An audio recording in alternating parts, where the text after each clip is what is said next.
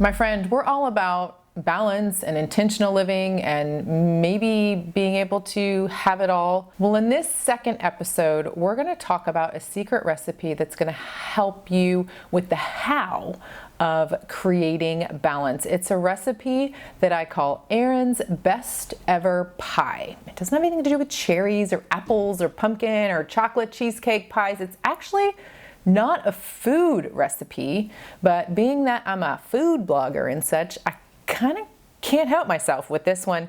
This recipe is made up of 3 ingredients, and it's really an acronym. P-I-E. And that stands for plan, implement, evaluate. If you haven't listened to episode 1 in this series, go back and do that because this is really an extension of that episode. This PI, this plan, implement, evaluate, is a structure and flow that you can plug into any area of your life.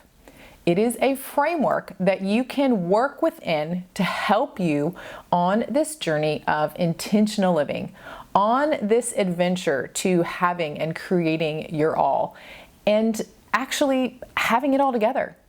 That's what I want to help you achieve. Having it all together, having things in order, having things function and flow well. Let's think about and look at a couple of different ways that this plays out kind of at the practical day-to-day level as you are working towards creating more balance and creating more intention in the different areas of your life. We're going to look first at family, and we're going to divide this into marriage and kids. So if you're not married, you don't have kids, just hang on for a second, bear with me. So with your marriage, something that you can plan, implement, and evaluate. How about compliments? I want you to plan to compliment your spouse every day. And then I want you actually to compliment them, even when you don't feel like it, even when they did something that irked you.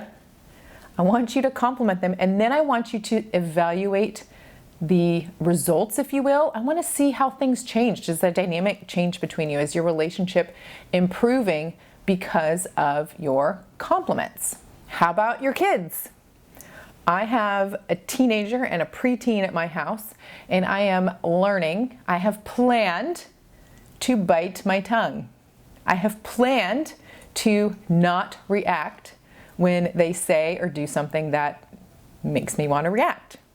But I am trying to be intentional about not reacting in the way that I would naturally react, and instead react in a way that is going to keep our relationship positive and healthy. Am I perfect at that? No. In the implementation of it, sometimes I just can't help it. They need to be redirected, or they need to be talked to, maybe in a stern way. Of course, there's the balance there, but I want them to have the freedom. I want them to have the independence. This is the time in their life they start to make these choices, and I sometimes have to bite my tongue. It's hard to do, but I planned that. It is a very conscious, intentional thing for me to not remind them of things in the morning, to not remind them when they forget things or they're going to forget something, to let them forget it and suffer the natural consequences. It's a really hard thing to do. Most of the time I'm biting my tongue in the morning rush of getting out to school, and then not asking them 1,700 times every afternoon if they've finished their homework. Yes, they need to be asked. Yes, they need to be reminded, but I don't need to do it in an overbearing way, because this is, again, the time when they're creating their independence and freedom. So I'm biting my tongue, trying to anyways. I'm planned it out. I'm actually doing it. I'm not being overbearing in the mornings and in the afternoons with homework. How is that changing our dynamic? How is that helping them as they grow into this new phase of teenagerhood and eventually into adulthood? Watching how those dynamics again change is a key part of this intentional motherhood for me right now. So you can see how the PI, the plan, implement, evaluate framework, can fit into the different areas of your life. Let's look at another one. So work. You have a project, let's say, that's coming up. So you're going to plan out the project.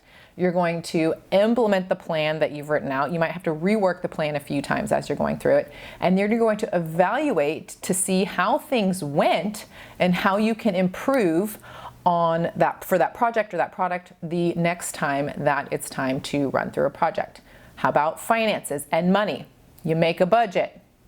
You stick to the budget. Or not, you do your best to stick to the budget.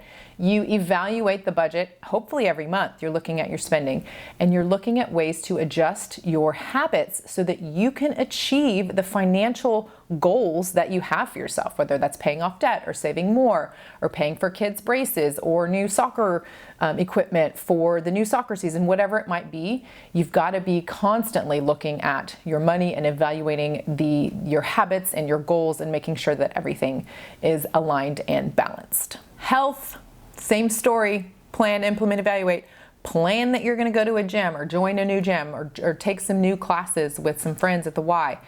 Plan it, actually follow through, go to the gym, even when you're tired, even when you don't feel like it. Because guess what happens when you show up at the gym? All of a sudden, you're re-energized because you gave your body this jolt of energy, and then you can then, of course, move throughout the rest of your day, accomplishing the things that you need to accomplish, and then evaluate. What are, you have your fitness goals, you make your plan, you follow through, you go to the gym, you go to classes, you go for a walk. What are the results that you see?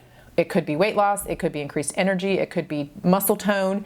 You have some like cute muscle definition in your calves and you're like, hey, I got some nice legs now, right? Whatever your goals might be, plan, implement, and evaluate, and make sure that you're on track to achieving what you want to achieve.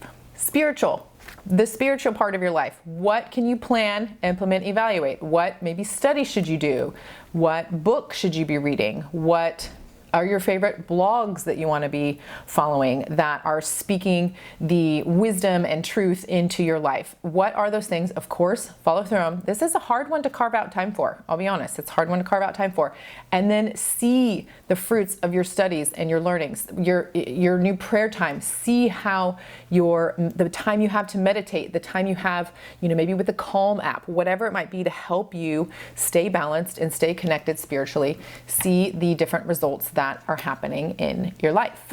And the fun ones, social, going out with friends. Again, this can fall off track. We talked about that in episode 1. The fun and the social can fall off track really quickly as you are focused on other areas of your life, but they have to stay a priority. Plan that night out with friends, plan a birthday get together, go to the rodeo together, whatever it might be, have that fun mom's night out or girls night out. What dudes go throwing axes? I don't know. What do you guys do? They go throw axes together. Whatever it is, create that time and space for yourself in your calendar because it will definitely enrich and rejuvenate you. Same with recreation and making sure that you're having fun kind of where you are and also fun on different vacations. Make that bucket list, make the goal dream vacation and get that aligned with your money goals, whatever those might be. So these things are going to cross over. You'll start to see that. But the idea here is to plan, follow through, and evaluate on the fun, the money, the health and wellness, all of the different things. Plan, implement, evaluate. Before we dive in to the think, feel, and take action part of this episode, I want to share a personal story from my own life that is around the fitness area. I have always been a runner, kind of a long mid-distance runner, if you will, half marathons, 10Ks, lots of 5Ks.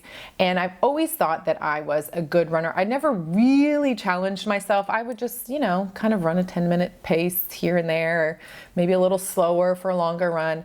And I just kind of did it because I enjoyed it. And I did it because it was a challenge, especially the longer distances. And I thought I was a really fantastic runner until I started going to a gym where you wear a monitor and they track every single workout. You see the calories that you're burning, you see the amount of time you are in each heart rate zone. By having the tracking option, I started to see the areas that I was not getting the results that I was getting. So I plan to go to the gym. I actually go to the gym and I check the app after every single workout. And I think that the tracking of the workouts has helped, one, hold me accountable. And 2, helped me challenge myself to become more fit, to become a stronger runner, which in turn means a faster runner. Do I need to be a fast runner for anything happening in my life? No, not really. It's a personal choice and it's a personal journey, but it wasn't until the tracking, the evaluation started to happen that I really got in and started to see the results of just being more fit. I thought I was fit before. I can run 13 miles, that makes me fit. Fit, yes, but not fit. And because of the tracking and the evaluation of the different workouts that I do every week, I can confidently say that I am doing a fantastic job in the health and fitness section of my life. So what I want you thinking about, a little bit of a mindset shift. I want you to think about how you can kind of plug this P.I.E, this framework. I want to think how you can bake it into your life. Okay, sorry, I had to. I know. I want you to think about how you can take plan, implement, evaluate, and apply it to the different areas of your life. I shared a whole bunch of different examples here from the different areas of your life, and I want you to take just one of them, okay? So I want you to consider how to fit this in, how P.I.E can help you set and achieve goals into the different areas of your life. We're going to talk more about goals in a future episode, but today I want you to specifically thinking about P.I.E and how that can just kind of ease right into your life. As you move throughout your day and your week and your month and even your year, think about planning, implement, evaluating, and how all of that fits in. And the feelings that are going to come from this are going to be accomplishment and confidence. If you think and you plan and you implement and you evaluate and you make decisions and you have a little bit of accountability there, you're going to start to tick off all the different things that you've been wanting to do, and you're going to feel accomplished and confident. Finally, taking action. I just want you to pick one area. It doesn't have to, you can do all 7 if you want to be an overachiever. I'm all for that, don't get me wrong.